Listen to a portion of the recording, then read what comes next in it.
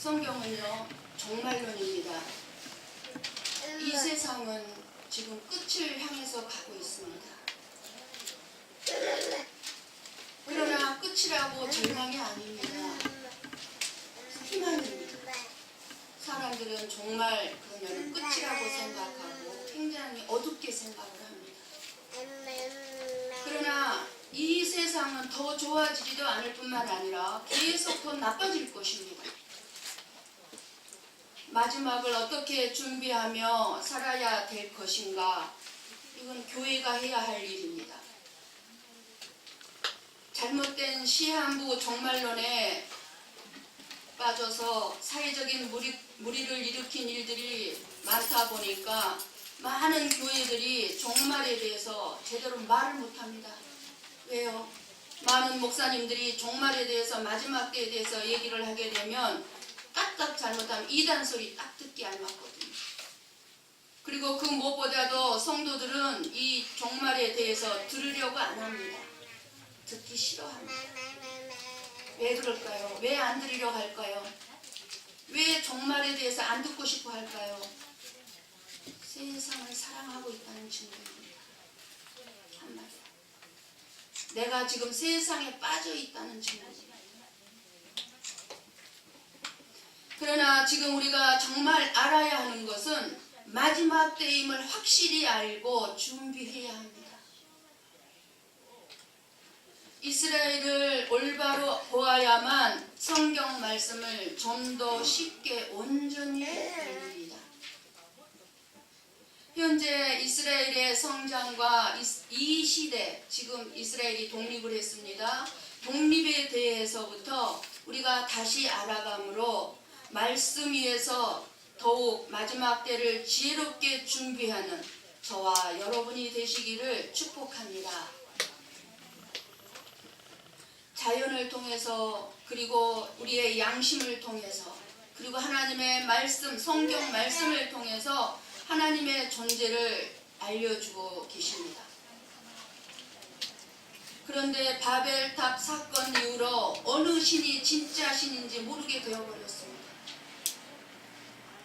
하나님께서는 세상의 모든 신은 거짓이다, 가짜다.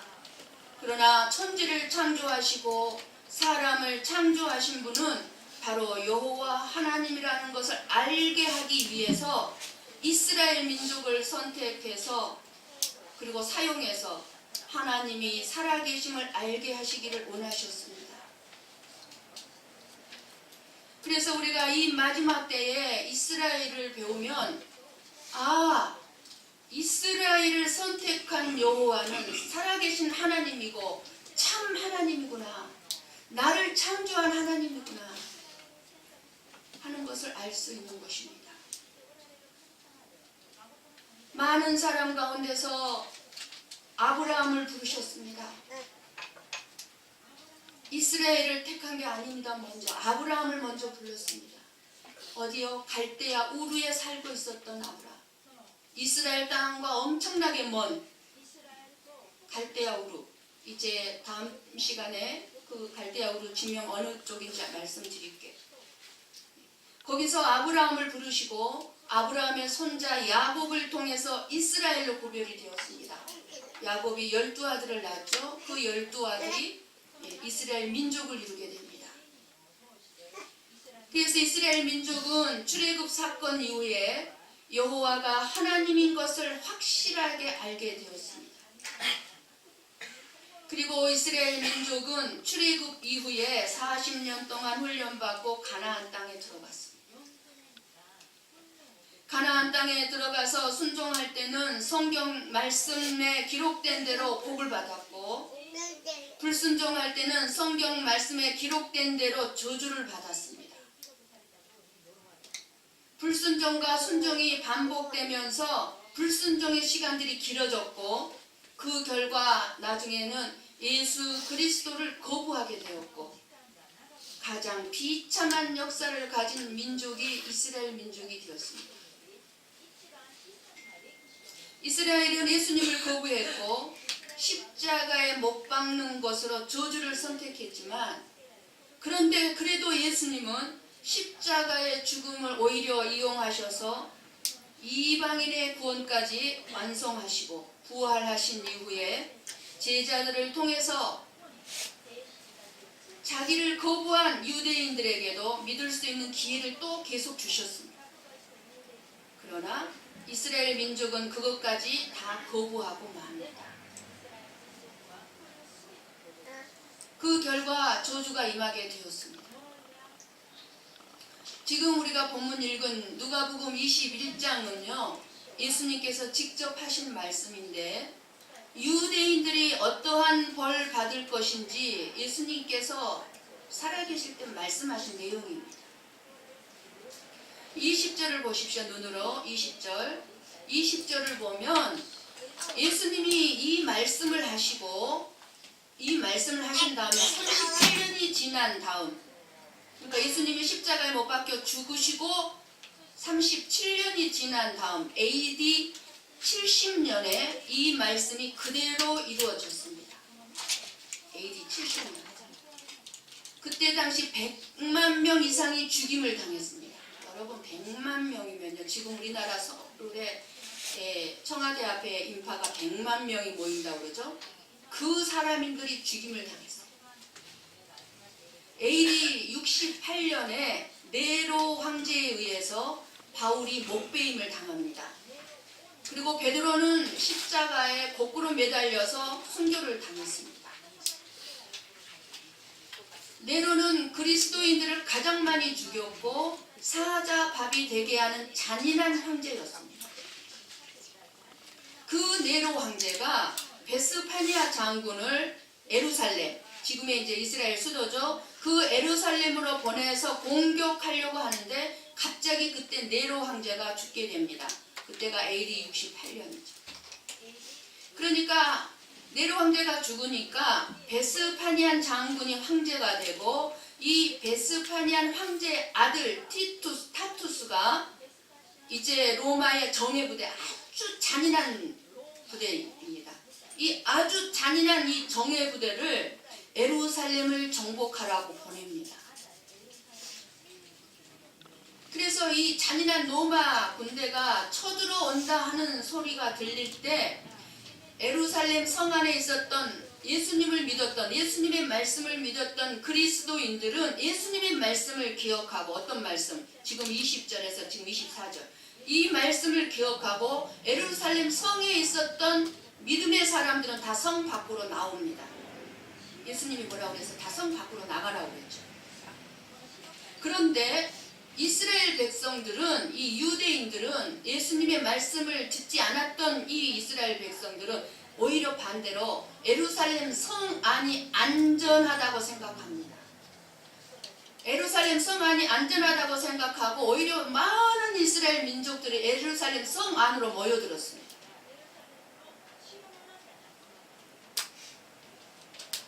타투스가 쳐들어왔을 때 성 안의 사람들로 가득한 상태로 이 로마, 잔인한 로마 부대가 이 예루살렘 성을 에워쌉니다. 포위합니다. 예수님이 들어가지 말라고 하셨는데 들어간 거예요. 20절을 한번 눈으로 다시 보십시오. 왜 들어가지 말라고 하셨어요? 이 날들은 기록된 모든 것을 이루는 형벌의 날이니라.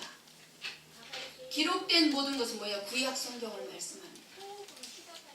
구약에 수십 번 이 날을 지금 기록을 해놨어요.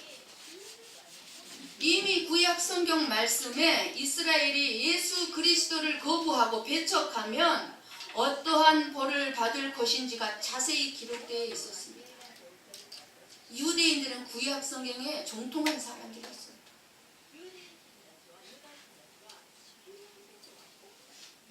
그 기록된 모든 말씀이 이루어지는 날이기 때문에 예루살렘 성으로 들어가지 말라고 그런 거예요. 예수님. 여러분 23절을 보세요. 23절. 이 말씀이 그대로 이루어졌습니다. 성 안에 있는 이스라엘 사람들을 다 죽이기 위해서 이 잔인한 로마 부대가 굶어 죽이기로 작정을 하고 예루살렘 성 밖으로 또 토성을 쌓아서 유대인들을 완전히 포위하고 가두었습니다. 성 안으로는 일체 모든 식량이 들어가지 못하게 막았으니까 얼마나 배가 고팠겠습니까? 성 밖으로 배가 고파서 성 밖으로 뛰어서 넘어서 도망 나오면은 로마 그 잔인한 부대에 붙잡히게 되고 십자가 처형을 시키는 겁니다. 잡히는 거예요. 그리고 배가 고프니까 어때요? 성 안에 있던 사람들이 계속 밖으로 나오게 되니까 그 나와서 잡힐 수밖에 없습니다. 그러니까 잡히는 족족이 십자가에 죽이다니 나무가 없을 정도가 되고 도망 나오는 사람들은 많아지니까 이 잔인한 로마 군인들이 기드론 계곡으로 끌고 가서 거기서 떨어뜨려 죽입니다. 이제 십자가에 못 박힐 나무가 없는 거예요. 이 사실이다. 그래서 유대인들은 성 밖으로 나가면 잔인하게 죽임을 당하고 성 안에 있자니 먹을 것이 없어서 굶어 죽게 되었습니다. 3절 말씀이에요. 예수님이 미리 예언한 말씀입니다. 그래서 성경에 말씀한 대로 성 안에는 강도들이 생기게 되고 성 안에서 자녀를 죽여서 삶아 먹게 된 것입니다. 너무 배가 고프니까 아무것도 안 보이는 거예요. 환각 들려버리는 거예요. 그러니까 자녀가 고기로 보이는 거예요. 자녀로 보이는 게 아니라. 그래서 결국 예루살렘 성벽이 무너지면서 로마 군인들이 밀려 들어가면서 어떻게 해요? 그 성 안에 남아있던 사람들, 아기를 베고 있는 어머니의 또 배를 갈라서 무자비하게 죽입니다. 아기를 안고 있는 어머니에게서 그 아기를 빼앗아서 어머니가 보는 앞에서 던져서 죽였습니다. 이렇게 100만 명 이상의 죽임을 당했습니다. 그런데 예수님의 말씀을 믿고 성 밖으로 나온 사람들은 다 살았습니다. 타투스는 명령하기를 예루살렘 성전을 불사르지 말라고 명령을 했어요. 그런데 로마 군인들이 흥분한 나머지 불을 질러서 금으로 입혀진 예루살렘 성전은요, 불이 나면서 금이 흘러내려서 돌 사이에 이 금들이 붙게 되니까 그 금을 얻기 위해서, 그리고 또 성전 밑에는 보물이 있다는 소문이 퍼져서 돌을 하나씩 다 뜯어내고 걷어내고 돌 하나도 돌 위에 안 남기고 다 무너졌다는 말씀 그대로 이루어진 것입니다. 우리 한번 신명기 28장 37절 말씀을 봅니다. 같이 한번 봅니다. 여호와께서 너를 끌어가시는 모든 민족 중에서 내가 놀람과 속담과 비방거리가 될 것이라. 이제 이스라엘 민족이 이렇게 된다는 겁니다. 자, 다시 한번 예레미야 29장 18절 말씀입니다. 말씀을 다 찾을 수가 없어요. 근데 몇 가지만 찾아서 계속 봅니다. 예레미야 29장 18절 같이 한번 봅니다. 내가 활과 기근과 전염병으로 그들을 뒤따르게 하며 그들을 세계 여러 나라 가운데에 흩어 학대를 당하게 할 것이며 내가 그들을 쫓아낸 나라들 가운데에서 저주와 경악과 조소와 수모의 대상이 되게 하리라. 이 예언대로 이스라엘 민족이 이렇게 처참하고 비참한 민족의 유랑 생활이 이제 되었던 것입니다. 1900년 동안. 오늘 본문의 23절을 다시 보십시오. 오늘 누가복음 21장 23절을 눈으로 보십시오. 예루살렘은 영원히 짓밟히는 것이 아니라 이방인의 때가 차기까지. 여러분들이 말씀을 잘 들으셔야 돼요. 이방인의 때가 차기까지만 이스라엘이 짓밟히게 된다. 저와 여러분은 이방인이에요. 그래서 AD 135년에 로마 하드리아누스 황제에 의해 이스라엘 민족의 985개의 도시를 파괴가 되고 법적으로 이제 이스라엘 민족은 이스라엘 땅에 못 살게 법으로 정합니다. 그러니까 이스라엘 민족이 가나안 땅, 이스라엘 땅에 이제 살 수가 없는 것입니다. 그래서 세계 각 나라로 이제 흩어지는 거예요. 그래서 이스라엘 민족은 핍박받고 도망가고 정착해 살다 보면 또 추방령이 내려서 도망가고, 그래서 이스라엘 민족은 각 지역으로 흩어져서 유랑 민족이 됩니다. 그래서 유랑 민족이 되다 보니까 돈이 필요한 거예요. 그래서 이스라엘 이 유대인들이 악착같이 돈을 번 겁니다. 돈. 왜? 쫓겨나면 또 다른 데 가서 정착을 하려면 돈이 필요해요. 그런데 예수님 말씀하시기를 예루살렘이 영원히 망하는 것이 아니라 이방인의 때가 차기까지라고 했습니다. 1948년 5월 14일에 우리는 1945년에 일본의 식민지에서 해방이 됐죠. 이스라엘 민족은 1948년 5월 14일에 이스라엘 땅을 차지하고 독립하게 됩니다. 나라가 완전히 없어졌다가 나라가 다시 회복되는 거는요, 인류 역사 일에 없고요, 기적이라고 합니다. 그래서 1967년에 6.1 전쟁으로 예루살렘을 극적으로 다시 되찾습니다. 예루살렘 지금의 수도를 다시 되찾고 예루살렘을 이스라엘이 지금 수도로 하고 있습니다. 이방인의 때가 끝나야 되는데 안 끝난 것이 우리들에게 축복인 것입니다. 잠깐 파워포인트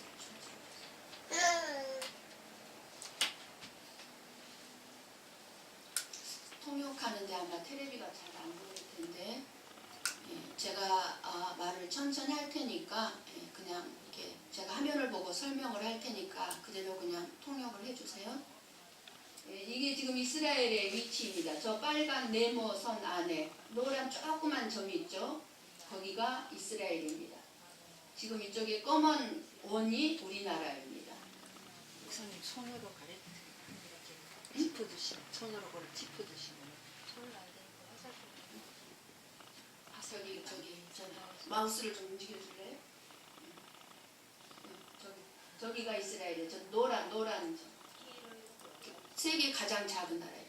그 다음 한번 다른 화면 한번 해주실래요? 이스라엘 땅입니다. 지금 저 빨간 표시, 저기 이스라엘. 그 주위에 지금 아까 갈대아 우루가 어디냐면은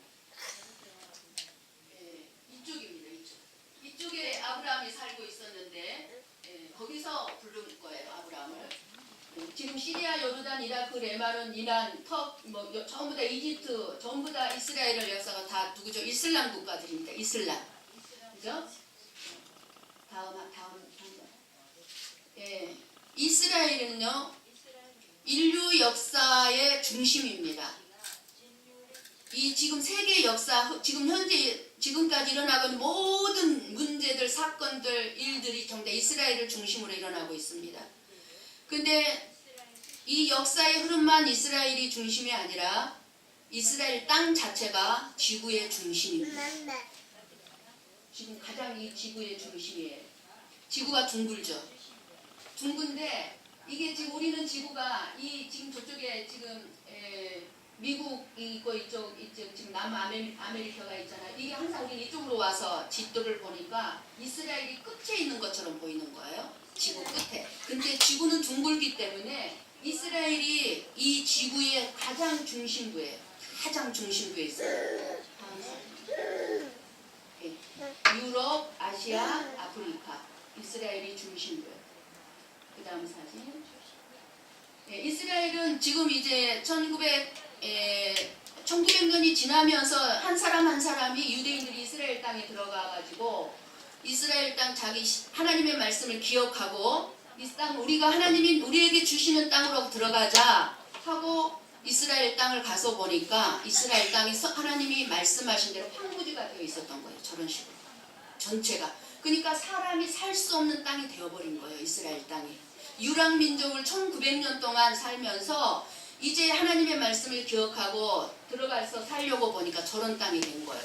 저런 땅을 이스라엘 민족이 지금 이렇게 이러한 과정들을 끝없이 물을 대고 이 농업 기술이 세계에서 최고라고 합니다. 이스라엘이. 지금 그런 이 조그만한 나라 땅, 저렇게 조그만한 나라 땅에서 지금 농업 수출이요. 전 세계의 30%인가를 차지한다고 합니다. 이스라엘 민족이. 이렇게 물이 없는 나라였었는데 물을 끌어다가 이렇게 농업을 일궜습니다. 다음 사진. 이렇게 지금은 다 이렇게 변했습니다. 이스라엘이. 사막 지역 다 이렇게 변했습니다. 다음 사진. 지금 이제 보세요. 아담에서부터 아브라함, 그 다음에 예수님이 오시고, 그 다음에 공중재림을 하실 것입니다. 그 다음에 지상재림이 있고 천년왕국이 있는 다음에 영원한 천국, 영원한 지옥이 이제 되는데 아담부터 아브라함까지가 양심시대예요. 아브라함에서부터 예수님까지가 율법시대. 그 다음에 예수님이 오시고 난 다음부터 지금 이제 예수님 공중재림 하실 때까지가 은혜시대, 교회의 시대, 이방인의 시대입니다. 지금이 이방인의 시대요, 교회의 시대, 은혜시대예요. 지금. 근데 그 다음 그리고 나서 7년 환란이 주어질 것입니다. 그리고 천년왕국. 천년왕국이 있은 다음에 여기서 이제 백보자 심판이 이루어집니다. 백보자 심판. 여기 지금 예수님이 지상 재림을 하게 되면은 예수님의 심판대 앞에 설 거예요. 근데 천년왕국이 지난 다음에 백보자 심판이 있어요. 백보자 심판에는 우리도 심판에 같이 예수님과 함께 동참을 합니다. 백보자 심판 때는 안 믿는 자들, 땅속에 죽어서 음부에 들어가는 안 믿는 자들을 심판해서 영원 지옥으로 들어가는 겁니다. 그런데 지금 현재가 지금 어느 시대냐 그 말이에요. 지금 시점이 예수님 공중재림 직전입니다. 지금 저 시대. 여러분, 저와 여러분이요. 지금 준비되어 있어요. 어느 순간에 정말 구원받아야 될 백성들은 휴거가 될 겁니다. 예수님이 공중재림 하실 때 구원받은 자를 불러 올라갈 거예요. 어느 순간에 여러분 주위에 믿음의 사람들은 사라지고 없을 거예요. 그리고 7년 대환란이 이 땅에 이제 일어납니다. 이거를 다음 주부터 이렇게 천천히 살펴볼 거예요. 그 다음 사진 한번. 여기가 지금 에루살렘입니다. 에루살렘 저 가운데 돔이 있죠. 이렇게 마우스 좀. 저 황금돔이 있습니다. 저기만 지금 우리가 지금 이 이스라엘이 차지하지 못한. 저게 지금 아랍권에서 붙잡고 있는 해교 사원이에요. 이슬람 사원. 조금 더 뒤에 큰 사진 좀 보세요. 이게 지금 에루살렘 수도 한 가운데 있습니다. 지금 이제 이게 무너지고 여기에 제3성전이 세워지면은요 7년 환란이 되는 겁니다. 들어가는 겁니다. 이제 천천히 자세하게 좀 살펴보도록 하겠습니다. 여기가 지금 에루살렘에서 제일 중요한 자리, 바로 솔로몬 성전이 있던 자리인데요. 저기에 이 자리가 지금 아랍 사원입니다. 그래서 이 아랍 사원 자리를 제외하고는 지금 이스라엘 민족이 이스라엘 땅을 다 차지하고 있습니다.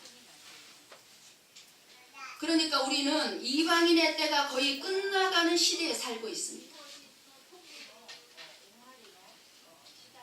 이스라엘이 해교 사원을 차지하는 날이 오면 이방인의 때는 자동으로 끝나고 이방인들은 이제 구원의 기회가 없습니다. 이제 7년 대환란 때는요 이방인의 구원이 없어요. 그때는 유대인들의 구원이에요. 성경에 그게 다 나와 있습니다. 우리 시대는 이 성경의 예언의 말씀이 이루어지는 것을 지금 확인해 가면서 믿는 특별한 시대에 우리는 지금 살고 있습니다. 우리는 성경을 확인해 가면서 아, 정말 성경대로 되어가고 있네. 정말 성경 말씀대로 이루어지고 있구나. 이것을 확인하면서 믿고 있는 시대입니다. 이러한 시대는 없었어요. 우리 한번 신명기 4장 27절 말씀을 봅니다. 신명기 4장 27절 같이 보고 읽고 듣습니다. 여호와께서 너희를 여러 민족 중에 흩으실 것이요 여호와께서 너희를 쫓아 보내실 그 여러 민족 중에 너희의 남은 수가 많지 못할 것이며. 무슨 말씀입니까? 여러 민족 중에 흩으실 것이요. 흩으셨죠? 근데 너희의 남은 수가 많지 못할 것이며 하셨는데 이스라엘은 4,000년의 역사를 가진 민족입니다. 그러니까 아브라함 지금부터 4,000년 전의 사람이에요. 그런데 지금 이스라엘 민족의 숫자는요, 전 세계에 있는 이스라엘 사람들이 깨끗한 사람도 빠짐없이 끌어모은다면 현재 숫자가 그래도 좀 많이 늘어서 1,800만 명이라고 합니다. 1,800만. 4,000년의 역사를 가진 민족이 어떻게 겨우 1,800만 명밖에 안 됩니까? 2,000년 동안 유랑생활 하는 가운데 집단적으로 죽임을 당하는 일이 계속적으로 있었기 때문에 너희 남은 수가 많지 않을 것이다. 주님의 말씀. 집단적으로 죽입니다. 정말 유대인들은요, 비참하고 끔찍하게 죽임을 당한 민족입니다. 역사가 그것을 생생하게 증언하고 있습니다. 우이라, 다운이 데리고 집에 좀 갈래? 다 가줄래? 다운아? 우이라?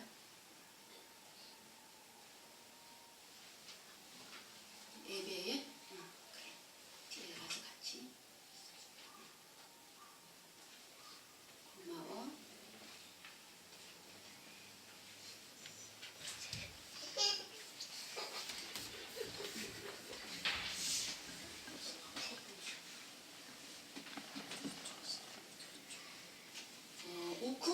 우크라이나에서도 16세기에 유대인들이 60만 명이 집단적으로 죽임을 당했고요. 우리가 너무나 잘 알고 있는 1940년대에 히틀러에 의해서, 독일에 의해서 유대인이 600만 명이 죽임을 당했습니다.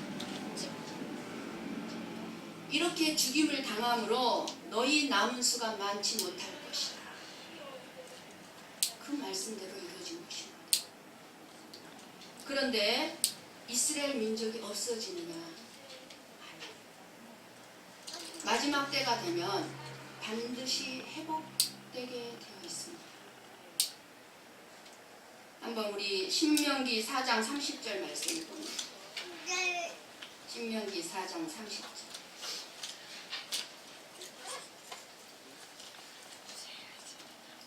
같이 보고 읽고 듣습니다. 이 모든 일이 내게 임하여 환난을 당하다가 끝날에 내가 내 하나님 여호와께로 돌아와서 그의 말씀을 청종하리라. 이 모든 일이 환난을 당하다가 어떻게 한다고요? 끝날에 지금 마지막 날이에요. 마지막 시대예요. 이미 회복됐죠, 이스라엘? 모아가 나면 새싹이 났지요. 이스라엘 민족은 환난 당하다가 끝날이 되면 반드시 회복이 되는데 그것은 하나님께서 약속하신 약속입니다.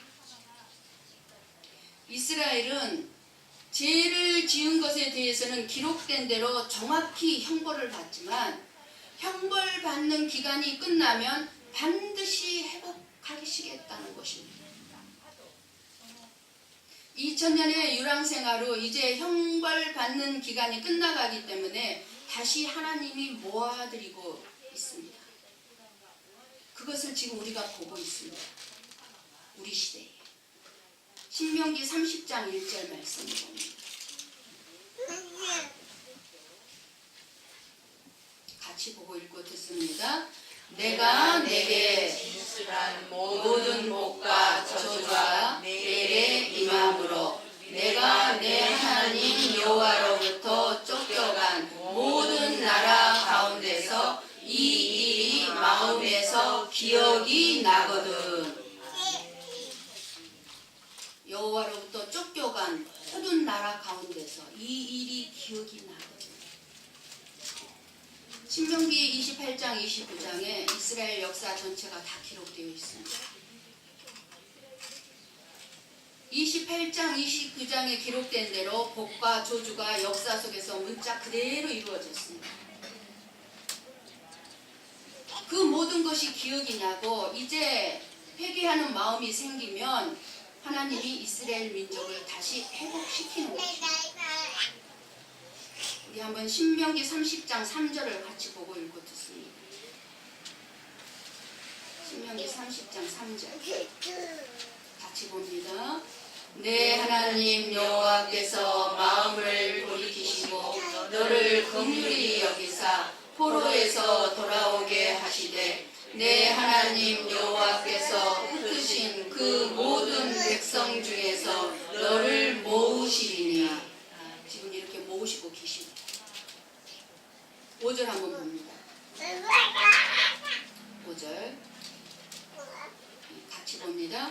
내 하나님 여호와께서 너를 내 조상들이 차지한 땅으로 돌아오게 하사 내게 다시 그것을 차지하게 하실 것이며 여호와께서 또 내게 선을 행하사 너를 내 조상들보다 더 번성하게 하실 것이며. 이 말씀이 지금 우리 시대 우리 눈앞에서 이루어지고 있습니다. 아까 사진 보셨죠? 이스라엘 얼마나 지금 번성하고 있는지. 전 세계를 지금 주름잡고 있는 게 유대인들입니다. 이사야서 43장 1절 말씀을 봅니다. 이사야서 43장 1절.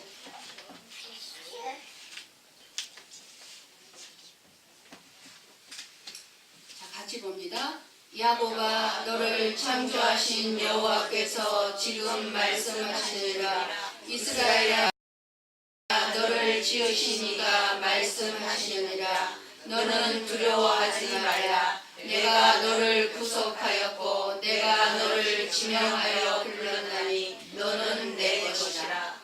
우리는 이 말씀을 다 나한테 많이 적용을 해서 너무나 잘 알고 있죠. 이스라엘 민족이 야곱의 이름을 뭘로 바꿨습니까? 이스라엘로 바꾸셨어요. 이스라엘. 그리고 43장 1절에서 5절에 끊임없이 두려워 말라고 하시는데 왜 하나님께서 이스라엘 민족에게 두려워 말라고 하시는 걸까요?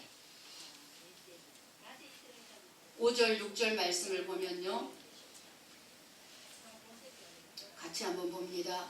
두려워하지 말라. 내가 너와 함께하여 내 자손을 동쪽에서부터 오게 하며 서쪽에서부터 너를 모을 것이며 내가 북쪽에게 이르기를 내놓으라. 남쪽에게 이르기를 가두어 두지 말라. 내 아들들을 먼 곳에서 이끌며 내 딸들을 땅 끝에서 오게 하며.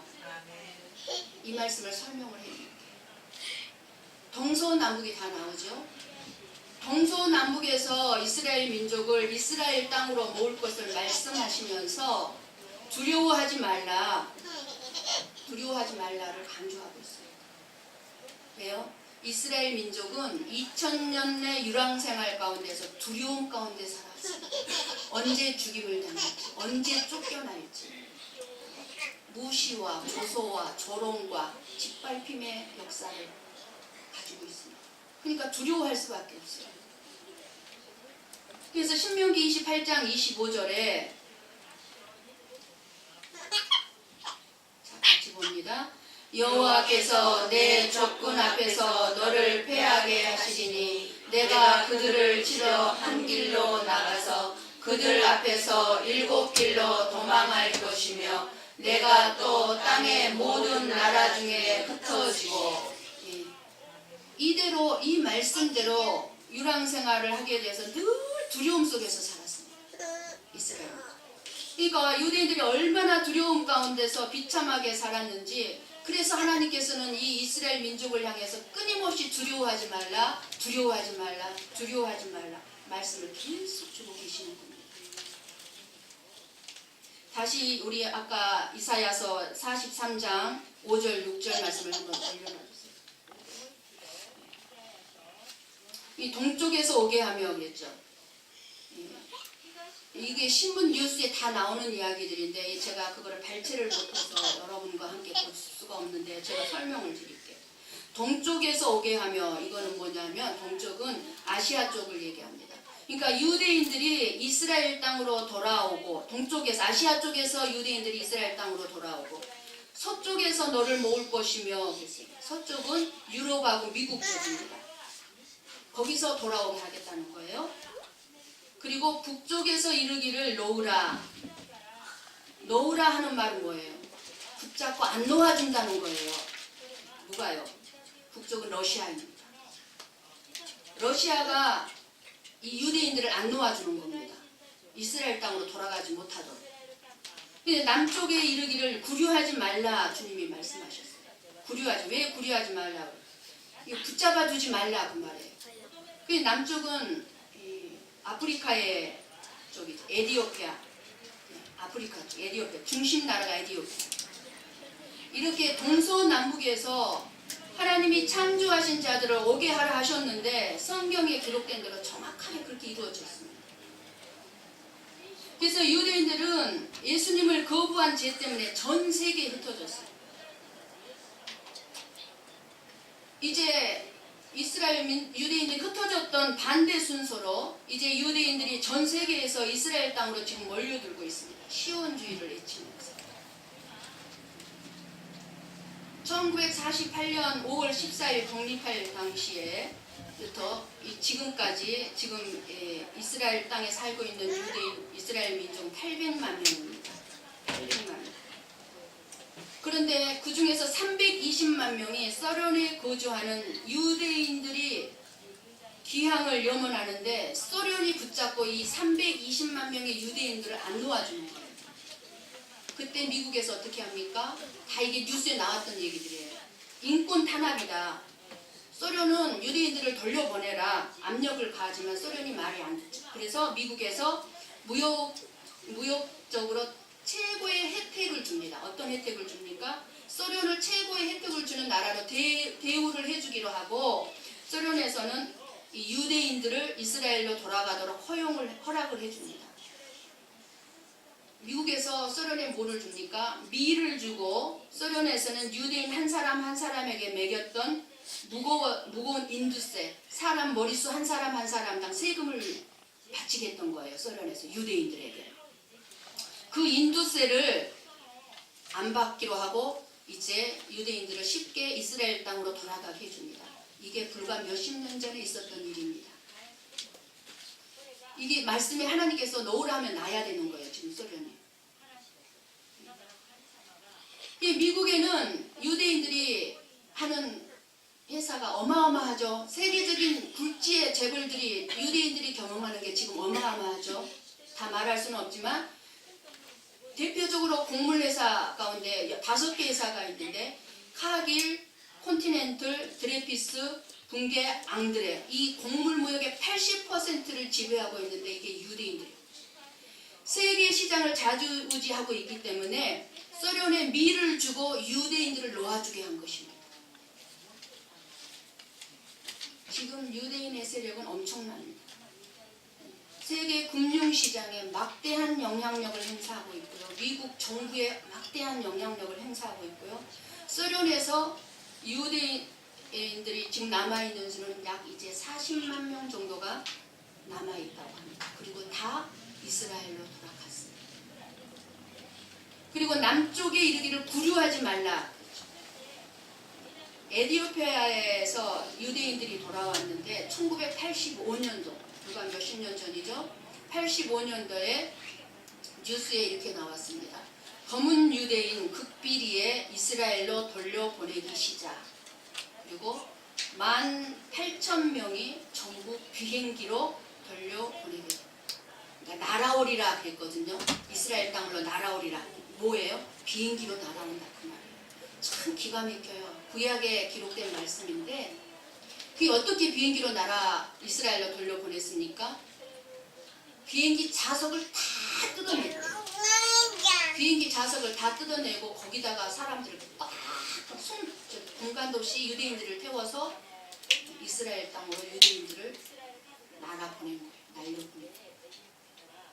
성경에 말씀하신 기록하신 대로 이스라엘 민족을 모은다는 말씀이 그대로 이루어졌습니다. 불과 몇십 년 전. 이스라엘이 바로 여호와의 증인입니다. 지금 이 땅에 여호와의 증인들이 전도하러 많이 있죠. 절대로 여러분 여호와 증인에게 넘어가면 안 돼요. 이스라엘이 여호와의 증인이에요. 이스라엘 역사가 하나님이 계신 것을 증거해주고 있는 곳입니다. 신약시대의 그리스도인들은 예수님의 증인입니다. 성경에 기록된 대로 이스라엘이 회복되므로 바로 이 이스라엘은 여호와가 하나님인 것을 확실하게 증거할 수 있는 백성이 된 것입니다. 우리 한번 이사야서 43장 13절 말씀을 봅니다. 13절 같이 봅니다. 과연 태초로부터 나는 그이니 내 손에서 건질 자가 없도다. 내가 행하리니 누가 막으리요. 하나님이 행하시는 일은 그 누구도 막을 수가 없습니다. 이스라엘이 예수님을 거부했을 때는 동서남북으로 흩어버리는 것이 하나님의 계획이니까 흩어버리는 것을 아무도 못 막았습니다. 이제는 이스라엘 민족을 회복시키는 것이 하나님의 뜻이니까 회복시키는 것을 누가 막으리요? 아무도 막을 수 없습니다. 이 말씀이 지금 우리 눈앞에서 지금 이루어지고 있습니다. 우리 눈앞에서. 강단에서 선포되는 말씀이 성도들을 깨울 수 있는 말씀, 성도들이 주님과의 관계를 회복시킬 수 있는 말씀이 되도록 때를 준비시키는 말씀이어야 되고 있습니다. 안심하라 할 때가 아닙니다. 때에 따라 맞는 양식을 먹이고 생명의 양식을 먹임으로 성도들을 무장시키고 깨어있게 만드는 것이 죄종의 사명입니다. 그래서 교회와 주의 종을 위해서 기도하는 것은 바로 여러분 자신을 위한 기도인 것입니다. 교회가 잘못되고 목회자가 잘못되면 성도들은 길을 잃어버립니다. 누가 여러분을 영적으로 인도해 줍니까? 누가 영원한 삶의 길로 인도해 줍니까? 여러분 자신이 찾아갈 수도 있겠지만 참으로 어려운 일입니다. 그래서 말씀을 보고 기도할 때 방향이나 길을 잃지 않게 되어지는 것입니다. 이 모든 것들이 깨어있는 자가 할 수 있는 일인 것입니다. 깨어있는 자. 그렇게 할 때에 성령님은 깨닫게 해주시고 생각나게 해주시고 알게 해주셔서 무엇을 기도해야 할지 하나님의 말씀이 뭘 말씀하시는지 가르쳐 주시고 깨닫게 해주셔서 옳은 길로 바른 길로 갈 수 있도록 인도해 가는 것입니다. 이 마지막 때는 너무나 많은 정보들이 미혹하고요, 두렵게 하고요, 혼란스럽게 하고 있습니다. 지금 우리 대한민국도요, 넘쳐나는 가짜 정보들 때문에 너무 혼란스러워요. 너무 많은 정보 때문에 혼란스러워요. 그래서 제가 지금까지 말씀 묵상을 2부 예배 때 5주간에 걸쳐서 계속 말씀을 드렸습니다. 말씀 묵상에 대해서. 여러분이 중심을 잡고 갈 수 있는 것은 말씀과 기도로 성령의 인도를 받는 것뿐이에요. 말씀은 하나님께서 우리에게 지시하시는 방향과 같은 거예요. 이 방향으로 가라. 이 길로 가라. 하나님께서 내가 오늘 해야 될 것과 해서는 안 될 것들을 가르쳐 주시는 것입니다. 그래서 우리는 말씀을 통해서 성령의 음성을 들어야 하고 말씀을 통해서 주님이 오늘 나에게 주시는 말씀을 들어야 하는 것입니다. 그럴 때 우리가 듣는 음성이 주님의 음성으로 제대로 분별하며 들을 수가 있습니다. 마지막 때는요, 미혹이 말씀을 가지고 옵니다. 말씀을 가지고. 선지자라고 하는 자, 목사라고 하는 사람들, 그들을 통해서 말씀을 가지고 우리를 미혹합니다. 그래서 어떻게 구별을 해야 될지 모르는 시대가 온다고 했습니다. 주님께서. 교회 안에서 일어나는 일입니다. 그래서 성도들이 열심히 말씀을 묵상하고 말씀을 먹으면 그것을 통해서 분별력이 생기는 거예요. 그래서 끊임없이 말씀 묵상하라고 그러는 거예요. 여러분에게. 분별하라고. 미혹을 받지 않는 방법은 하나님 말씀 외에는 없어요. 근데 그 말씀을 가지고 미혹을 오니까 분별하기가 힘들다는 것입니다. 때를 준비시키시는 하나님은 지금 말씀 묵상을 통해서 미혹을 받지 않도록 이끌고 계십니다. 교회는 성도들을 준비시켜야 합니다. 때에 따라 무엇을 해야 하는지. 놀랍게도 하나님은 그렇게 우리 고베 성복교회를 이끌고 계십니다. 말씀을 모르면서 하나님을 알고 예수님을 안다라고 할 수가 없는 것입니다. 이 마지막 때에 이스라엘을 보면서 이 시대를 보면서 말씀대로 되어지고 있고 주님이 약속하신 내가 너희를 데리러 오리라 한 말씀이 이루어질 시기가 지금 코앞에 있는데 그 언제인지를 알고 준비하는 슬기로운 지혜로운 자들이 되시기를 주님의 이름으로 축원합니다. 아멘. 아멘.